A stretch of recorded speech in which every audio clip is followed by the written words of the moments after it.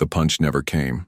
17,000 fans leaned forward in their seats, breath held collectively as Ali Kazim stood frozen, gloves raised but unmoved. His opponent, Marcus the Destroyer Daniels, lay sprawled against the ropes, clearly dazed, one eye swelling shut. The referee started counting, his voice echoing through Madison Square Garden. But Ali stepped back, shaking his head. "What the hell are you doing?" Coach Reynolds screamed from the corner, face contorted with rage. "Finish him!" Ali lowered his gloves and turned away. The crowd erupted, a cacophony of boos and confused shouts. The pay-per-view camera zoomed in on Ali's face, capturing the moment that would be replayed millions of times across social media within hours. "I can't," Ali mouthed, the words barely audible but perfectly clear to the lip readers who would analyze this footage for weeks to come. The referee grabbed Ali's arm, confusion evident on his face. Marcus struggled to his feet, wobbling but determined as the crowd's noise grew deafening. Ali's father, seated ringside for the first time in years, slammed his program onto the floor and stormed out. This was supposed to be Ali's comeback fight. After 3 years of rebuilding his career following a near-fatal car accident, tonight was his chance to prove he still belonged in the heavyweight conversation. Ranked number 8 versus number 3, with championship implications, and he'd just thrown it all away. The referee raised Marcus's hand in victory by technical knockout. The boos now mixed with cheers for the bloodied fighter who hadn't quit. Ali stood alone in his corner, his team already backing away as if his failure might be contagious. As he ducked through the ropes and headed toward the tunnel, reporters swarmed. "Ali, why did you stop? Were you injured? Kazim, did someone pay you to throw the fight? Ali, what happened in there?" He pushed through without answering, the arena's bright lights giving way to the dim corridor. Only there did he allow himself to look at his gloves. Clean except for a spot where the red leather had split across the knuckle. His phone buzzed in his bag. 27 missed calls. 53 text messages. The top notification was from his brother Tariq. "I saw his face too. You did the right thing." Ali's stomach tightened, so someone else had noticed. 3 hours later, Ali sat alone in his Brooklyn apartment, ice packs on both hands, scrolling through the carnage on social media. Aliquid was trending. Sports commentators were speculating about brain injuries, fight fixing, even religious prohibitions. Anything to explain the inexplicable. Why would an undefeated boxer refuse to finish an opponent in the biggest fight of his comeback? The doorbell rang. Ali ignored it. It rang again, followed by aggressive knocking. "I know you're in there, you coward." The voice belonged to Reynolds. "Open this door before I break it down." Ali shuffled to the door and opened it. Reynolds pushed past him into the apartment. 15 years, Reynolds said, pacing the living room. 15 years I've trained you. From Golden Gloves to the pros. Through the accident, the rehab, everything. And you repay me by throwing the biggest fight of your career? I didn't throw the fight. Then what the hell was that? Enlighten me. Reynolds' face was nearly purple. You had him. One more shot and he was done. Ali sank onto the couch. I saw something. When I knocked him against the ropes. What? What could you possibly have seen that would make you stop? His eyes, Ali said quietly. The way his pupil dilated. The twitch in his face. It was just like Jamal Torres. Reynolds froze. 3 years ago, Jamal Torres had died 2 days after a fight with heavyweight contender Victor Ramirez. The official cause was a cerebral hemorrhage from repeated trauma. The boxing world had mourned, made some noise about safety reforms, then moved on. But Ali had watched the fight footage obsessively during his recovery, analyzing the moment Torres took the final punch, the punch that technically killed him, even though he'd walked out of the ring alive. You're not a neurologist, Reynolds said, but his voice had lost some of its edge. I know what I saw. One more hard shot and... Ali let the sentence hang. Reynolds sat heavily in the armchair across from him. You realize what you've done to your career? The WBC won't give you another shot after this. Sponsors are already calling to cancel deals. I know.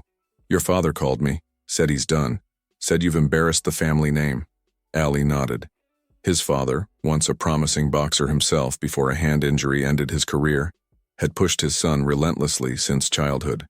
Tonight was the first time he'd attended one of Ali's fights in 3 years, since the accident that nearly killed him. Was it worth it?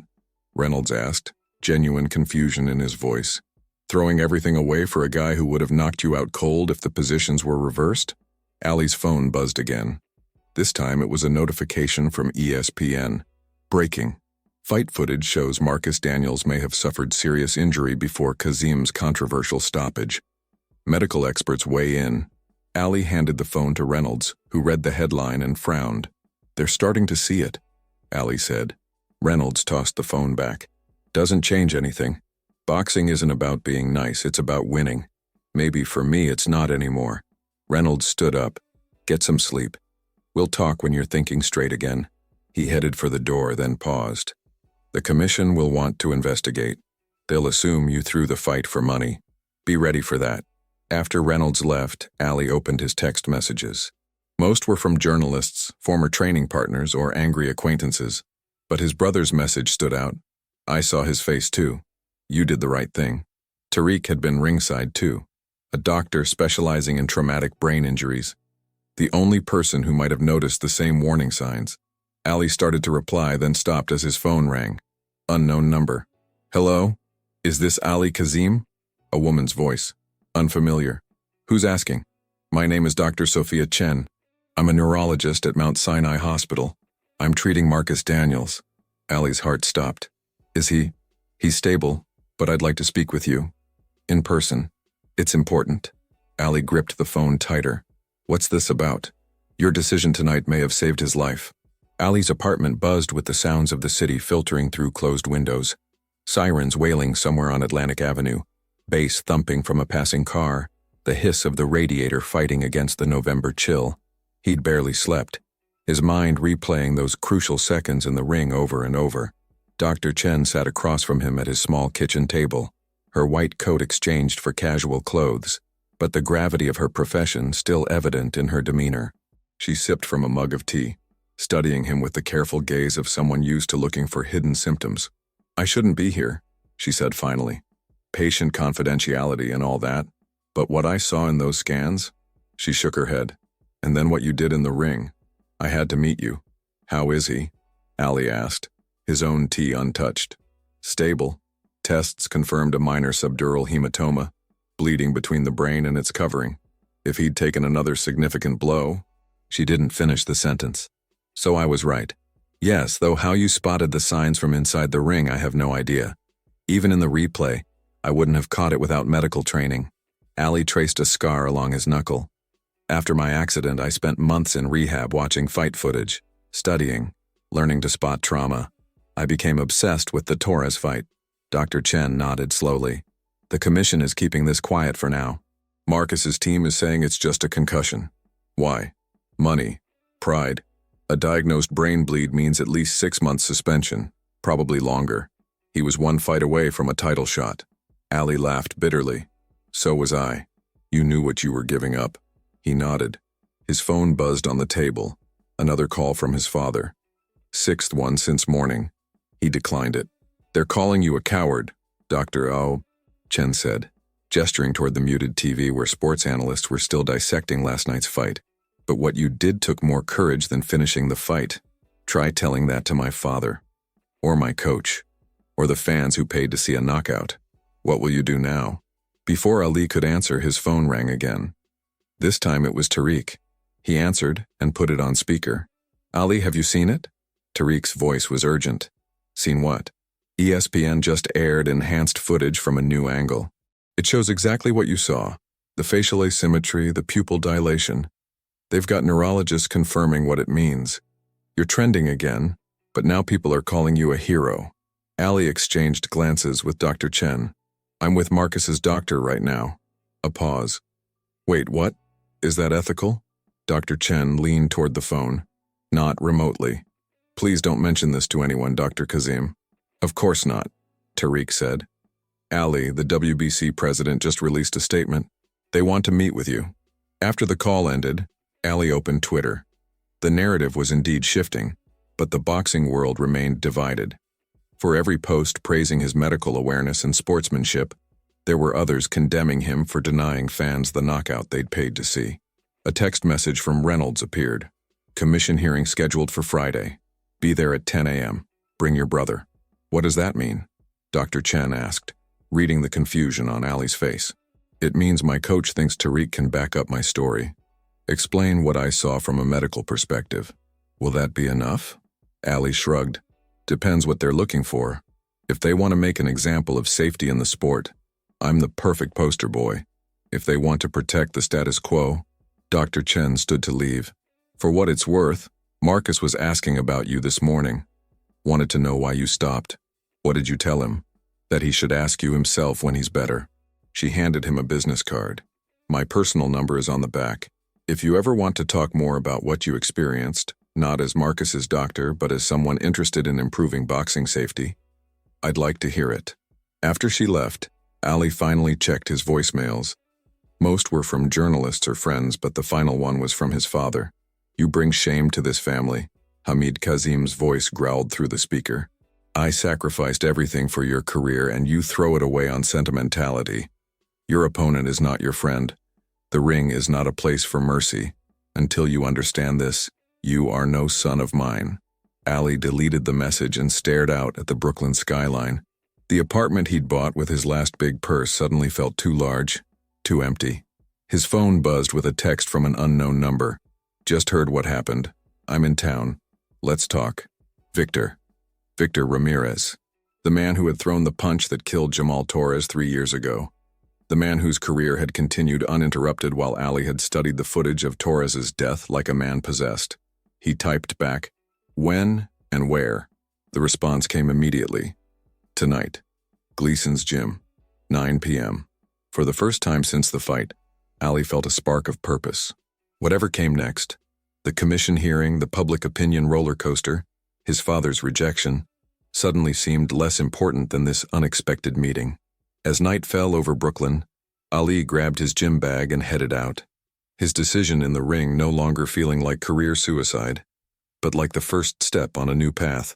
The boxing commission hearing room buzzed with tension. Reporters filled the back rows, notebooks and phones ready. At the front, 7 commissioners sat behind a long table, their faces grim beneath the fluorescent lights. Ali sat with Reynolds and Tariq, occasionally glancing toward Marcus Daniels and his team on the opposite side. Marcus looked better than Ali expected. The swelling around his eye reduced, his color normal. Their eyes met briefly, Marcus offering a subtle nod that Ali returned. Commissioner Williams, a former heavyweight with a perpetual scowl, called the hearing to order. We're here to investigate the circumstances of last Friday's bout between Ali Kazim and Marcus Daniels, specifically the unusual ending that has prompted allegations of fight fixing. Reynolds squeezed Ali's shoulder. They'd prepared for this. The commission's primary concern would be betting irregularities, not fighter safety. Boxing could survive questions about corruption, but admitting fighters were one punch away from death would threaten the sport's existence. Mr. Kazim, Williams continued, please explain your actions in the 8th round. Ali leaned toward the microphone. I observed signs of serious neurological trauma in my opponent. I believed one more punch could cause permanent damage or death. And you're qualified to make this medical assessment. How? I'm not. But after my accident, I spent months studying footage of fights that ended in tragedy. I recognized the signs. Williams raised an eyebrow. Convenient. Did anyone approach you about throwing this fight? No, sir. Were you injured yourself? Unable to continue? No, sir. Did you place any bets on this fight? Did anyone in your family or entourage? Absolutely not. Commissioner Roberts, the only woman on the panel, interjected. We have Dr. Tariq Kazim here, a neurologist and the fighter's brother. Doctor, in your professional opinion, what did you observe? Tariq cleared his throat. From my position ringside, I observed signs consistent with acute traumatic brain injury, specifically pupil asymmetry and facial muscle abnormalities that suggested increasing intracranial pressure. And these would be visible to someone without your training? Not typically, no. But my brother has been uniquely focused on these signs since his own injury. Roberts turned to Marcus's team. Mr. Daniels, your medical team reported only a concussion. Is that accurate? Before Marcus could answer, his manager leaned forward. That's correct. Marcus was examined thoroughly and cleared to return to training next week. Ali felt his jaw tighten. He glanced at Tariq, who subtly shook his head. A warning not to react. Commissioner Williams shuffled some papers. We've reviewed betting patterns around this fight and found no significant irregularities. However, the integrity of the sport demands, if I may, a new voice interrupted. Marcus had stood up. I'd like to speak. Williams frowned but nodded. 2 days ago, Marcus said, I was diagnosed with a subdural hematoma. A murmur ran through the room. My team wanted to keep it quiet until after this hearing, but I can't sit here and lie. His manager tugged at his sleeve, but Marcus shook him off. Ali Kazim saved my life in that ring. The doctor said one more hard shot could have killed me. He turned to face Ali directly. Thank you, man. For real. The room erupted. Reporters shouted questions. Commissioners conferred urgently. Ali sat stunned, feeling Reynolds's grip tighten painfully on his shoulder. Order! Williams shouted, banging his gavel. This hearing is now closed to the press. Everyone except the fighters, their immediate teams, and commission members, out. As the room cleared, Ali caught sight of a familiar figure slipping out the door. Victor Ramirez, who had met him at Gleason's gym 2 nights earlier. Their conversation had lasted until dawn, Victor confessing the nightmares that had haunted him since Torres's death, the guilt he carried while continuing to fight. He'd come to the hearing to support Ali, knowing what it meant to be on the other side of this equation. When the doors closed, leaving only the key participants, Williams addressed them again. This complicates matters significantly. Mr. Daniels, your medical condition was concealed from this commission? Marcus nodded, ignoring his manager's attempts to silence him. I only saw the full scans yesterday, but I'm done hiding it. He pulled out his phone, tapped a few times, and handed it to the commissioner. That's my medical report. Complete diagnosis. 6-month minimum recovery. Might never fight again. Williams studied the phone, then passed it to Roberts, whose medical background made her the most qualified to interpret it. This changes the scope of our investigation, Williams said. Mr. Kazim, you maintain you stopped fighting because you recognized these symptoms? Yes, sir. Not because of any arrangement or personal relationship with Mr. Daniels. We'd never even spoken before the fight. Williams turned to Reynolds. Coach, you've been suspiciously quiet. Did you instruct your fighter to stop? Reynolds straightened. No, I was telling him to finish the fight. He swallowed hard. I was wrong. Roberts handed the phone back to Marcus.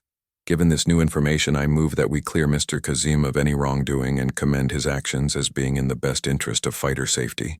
Williams nodded slowly. Seconded. All in favor? The vote was unanimous. Outside the commission building, reporters swarmed both fighters. Ali found himself standing shoulder to shoulder with Marcus, answering questions about a partnership neither had anticipated. Ali, what's next for your career? He hesitated, then felt Marcus's hand on his shoulder. We're gonna work together, Marcus said. Ali's got knowledge that could save lives. We're taking it to the WBC, pushing for better safety protocols. Ali looked at him in surprise. We talked about it while y'all were voting, Marcus explained quietly. My fighting days might be over, but I'm not leaving the sport. Neither should you. As the press conference continued, Ali spotted his father at the edge of the crowd. Hamid Kazim stood stiffly, his expression unreadable. When their eyes met, the older man gave a single, almost imperceptible nod before turning away. It wasn't forgiveness. It wasn't approval, but it was acknowledgement. And for now, that was enough. 6 months later, Ali stood in the center of a different kind of ring, a training circle at the newly established Kazim Daniels Boxing Safety Institute in downtown Brooklyn. Around him, trainers and medical students watched as he demonstrated the subtle signs of neurological distress that conventional boxing training overlooked. It's not just about the big hits, he explained, as Tariq operated a high-speed camera that projected his movements onto a large screen.